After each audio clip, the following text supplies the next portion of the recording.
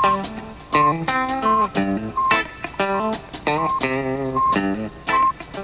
you stuck on a rock with your hard place? Are Earth girls too easy? Well, suit up, buckaroos, and get ready for Volume 1 of Zilfs, Xenos I'd Like to With our full-page foldouts, you'll know exactly where to stick it.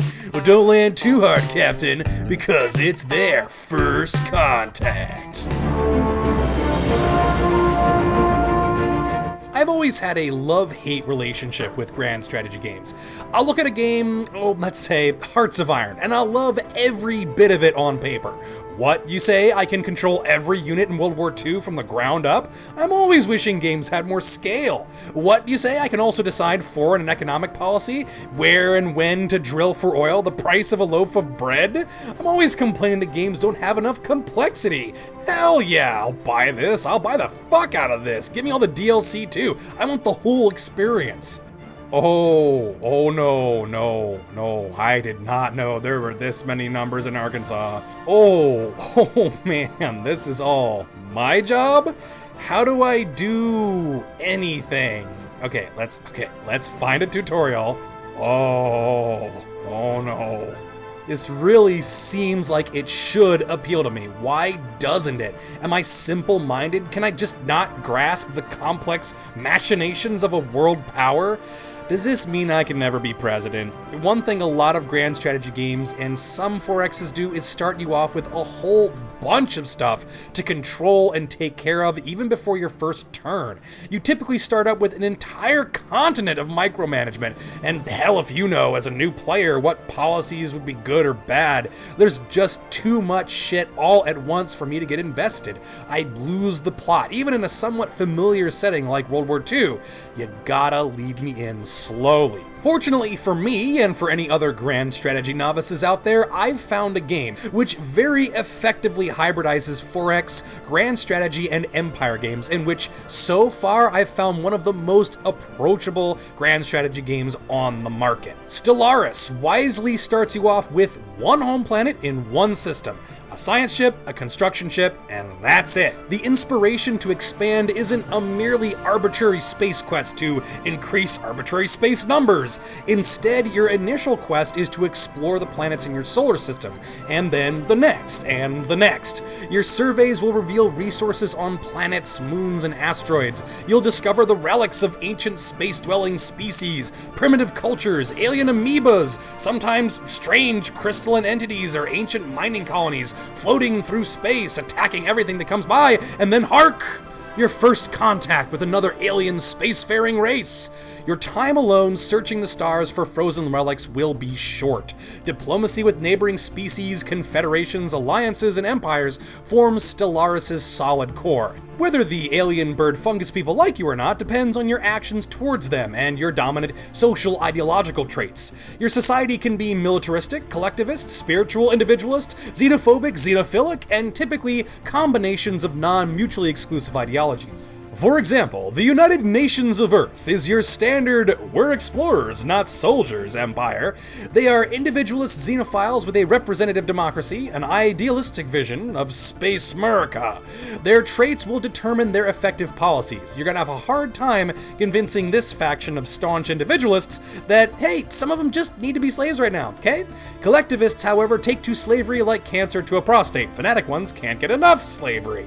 Xenophobes get more out of conflict with other races, while xenophiles form relationships and alliances easier. Traits and ethos won't totally shift your campaign, and they can be changed over time. If you want to shift the core ethos of your empire, you can. It'll just take time and resources. Now, you've made allies with the friendly bird fungus people who sit on the far border of your expanding territory, and by the looks of it, you'll both probably eat up about half the systems between you. You can only build things inside your own territory for material and scientific gains, which you need to construct and maintain your empire. The empire mechanics as a whole are where Stellaris' simplicity shines. For example, there are only 3 forms of currency: power credits, minerals, and influence. Credits are meant to represent an amalgamation of all your financial and economic wealth, but it's easier to think of it as electrical power. All buildings and ships need power to run. Minerals depict your amassed material goods. It's basically money. You use it to buy stuff and to keep your ships in running order. Influence is the roughest of gems. You need it to affect political changes, hire leaders, manage planetary edicts, and place new colonies.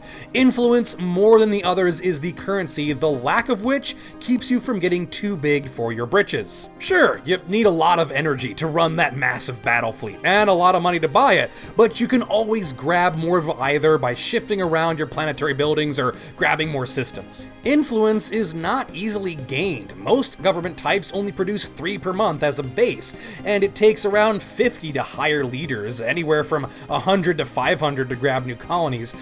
Building those new colonies is expensive, especially at first, so the easiest way to quickly expand your borders early on is to place territorial beacons, which cost 1 monthly influence each. Influence is like a stagnancy rating. You can't grow too big too fast. Without enough influence, your growing empire will be chopped off at the knees. Expand too quickly or greedily, and you might not have enough influence left in case your top physicist dies of space measles. You can't just set up another mine for more influence, you have to set up certain conditions. Having a protectorate, an empire weaker than yours, which has agreed to be subservient to you, gives you influence each month. This is not to be confused with a vassal who is under your direct political control and subject to integration into your empire, but offers no influence gain, or tributaries, which give you 25% of their income, but again, no influence gain. Through negotiations with your neighbors, friendly or no, the game takes on a more intrigue-focused tone as you start to form relationships and rivalries. War is where those political dreams unfulfilled by friendly diplomacy get a more personal touch. Struggle between empires is, after all, merely another move in the game of interstellar politics. This is where my delay at getting to this video gets in the way of my potential accuracy. Stellaris is fairly constantly being updated and patched. The upcoming Heinlein update will change the way fleet mechanics work and is going to add a ton of other cool stuff, like giant space creatures and roving enclaves of politically neutral traders, and it's shortly on its way. Right now, fleet combat is very simple. Bigger ships are better, having more ships is better. If you have more ships, bigger ships, or technologically advanced ships, you have the advantage. Get all 3 and you'll win every time. Now, in the proposed update, smaller ships will be usable in later game navies as support ships to your friends and dedicated torpedo boats or interdiction craft to your enemies. That's really exciting, since right now the combat is absurdly straightforward and smaller ships have no place in an advanced armada, which smacks untrue given what we know about modern naval combat. The big ships are practically naked and useless without the small ships, and vice versa. Combat on planets is similarly absurdly simple. You've got troops, they've got troops, smash them together until somebody wins. Different species might be physically stronger or weaker, so it's always good to recruit the 15th Groot Battalion to aid the 21st Fuzzy Wumpkin Expeditionary Force. Empires with a diverse racial background can pull on all their advantages in wartime, and of course it's always a good idea to bombard the planetary defenses from orbit before committing ground troops. Hell, blast their cities to dust if your ethical makeup can stand the strain of millions of voices crying out in terror before being suddenly silenced. On that note, as far as I know, no, you can't blow up planets. Not yet anyways. I've heard whisperings of superweapons in the works. We'll see if they come to fruition. So you've survived to mid-game, maybe had a war or two, sized up your larger neighbors. You're planning maybe for your first few alliances, and there's the upcoming election to worry about. You want to make sure that the schlub bureaucrat's making it to office, not your prize general. You need him in case that minor Mars liberation movement gets off their asses and starts a rebellion.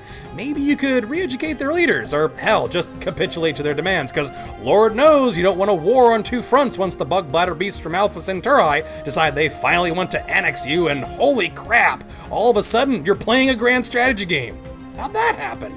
Most grand strategy games plunk you right into the middle of running an entire country with 100 different things already in motion you have to take care of before turn 1.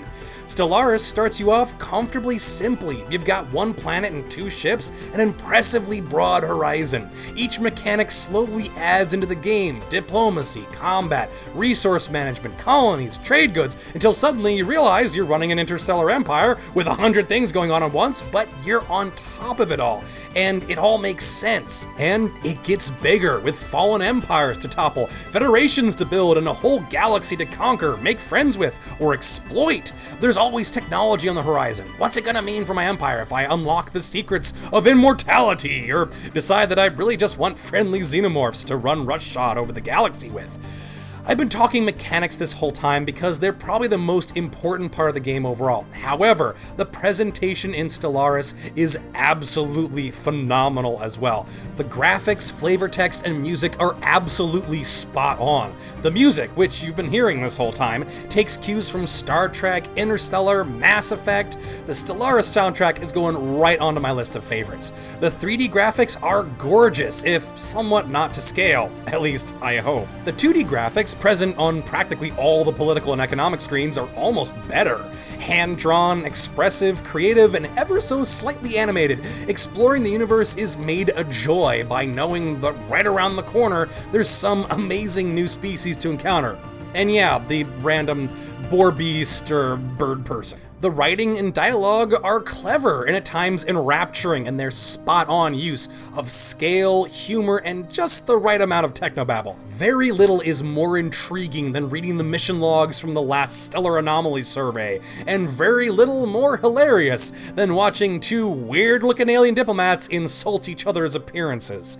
That diplomatic interaction gets even better with multiple people. Stellaris makes creating multiplayer lobbies fantastically easy.